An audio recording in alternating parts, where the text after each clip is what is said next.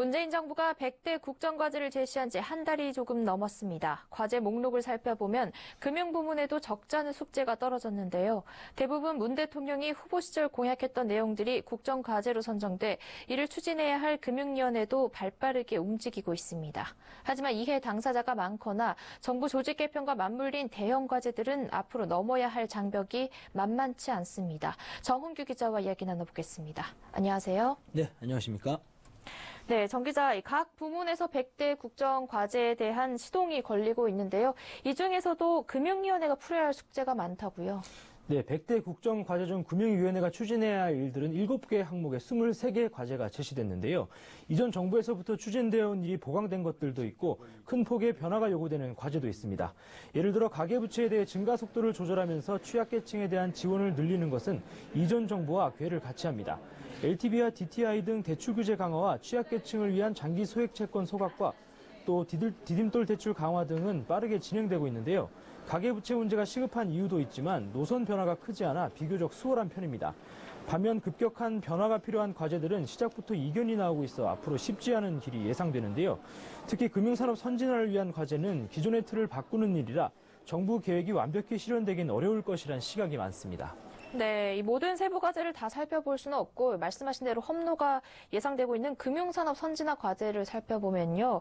여기에 금융업 진입 규제를 대폭 완화하겠다 이런 내용이 있는데 어제 관련 태스크포스가 첫 회의를 열었다고요. 네, 당국과 업계, 학계가 머리를 맞대고 진입 장벽을 낮추기 위한 논의를 시작했는데요. 앞으로 10월까지 격주로 모여서 연말까지는 세부 방안을 내놓을 계획인데 큰 방향은 어느 정도 정해져 있습니다. 인가 단위 등 절차를 간소화, 합리화하고 업권별 경쟁도를 조사해서 필요한 경우 신규 진입 문턱을 대폭 낮춰주는 식인데요. 문제는 당국이 할 수 있는 것은 여기까지라는 겁니다. 진입 규제를 낮추는 이유는 혁신적인 시장 참가자를 유입시켜서 현실이 안주하고 있는 금융권의 경쟁을 촉진하기 위함인데요. 국회에서 가로막힌 은산분리 규제 완화가 해결되지 않으면 진입 절차가 쉬워진들 기존 금융회사가 아닌 회사들은 시장에 진출한 뒤 제대로 된 투자와 영업을 할 길이 없습니다. 비유를 들자면 입장권만 있고 놀이기구 이용권이 없는 놀이공원과 마찬가지인데요. 금융위는 진입규제 완화의 필요성을 설명하며 최근 신규 설립된 인터넷은행의 매기 효과를 예로 들기도 했습니다. 하지만 자본 한계에 부딪힌 인터넷은행이 잘 나가던 대출 상품 판매를 중단한 것을 보면 은산분리 규제의 벽이 얼마나 큰지 실감할 수 있습니다. 네, 현실적으로 금융당국 혼자서 풀 수 있는 일이 아니란 얘기인데요. 이 밖에 또 금융당국 스스로를 향한 과제도 있습니다. 바로 금융감독 체계 개편인데요. 상황이 어떻게 흘러가고 있습니까? 네, 금융위원회 조직을 기능별로 감독과 정책 둘로 쪼개는 방안인데요. 이 부분은 정부 조직 개편과 맞물려 있기도 하고 이에 당사자들 간 입장이 맞서고 있어서 진통이 예상됩니다.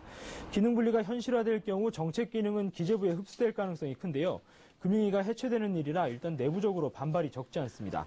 최종구 금융위원장 취임 직후 조직혁신기획단이 신설돼 기능 분리 작업에 착수하는 것 아니냐는 시각도 있었지만 업무 관행 개선 등 내부 혁신을 넘어서지는 않는 분위기입니다.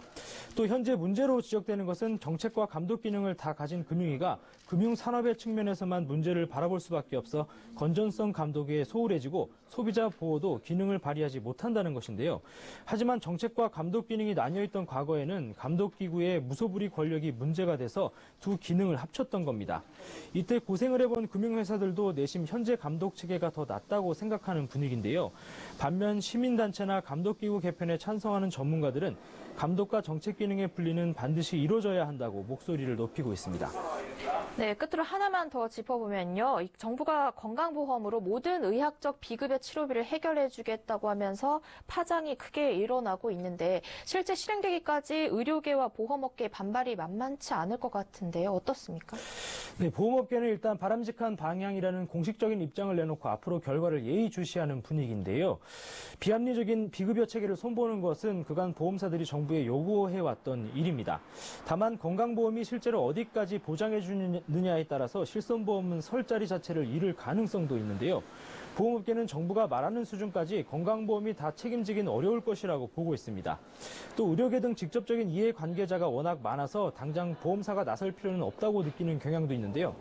의료계는 문재인 케어가 적정한 보험 수가 책정 없이 건강보험 보장률만 높여 병원 경영에 심각한 차질을 일으킬 것이라고 반발하고 있습니다. 최근 의사들의 전용 온라인 웹사이트인 메디케이트에서 문재인 케어에 대한 설문조사를 했는데 부정적 의견이 88%에 달했습니다.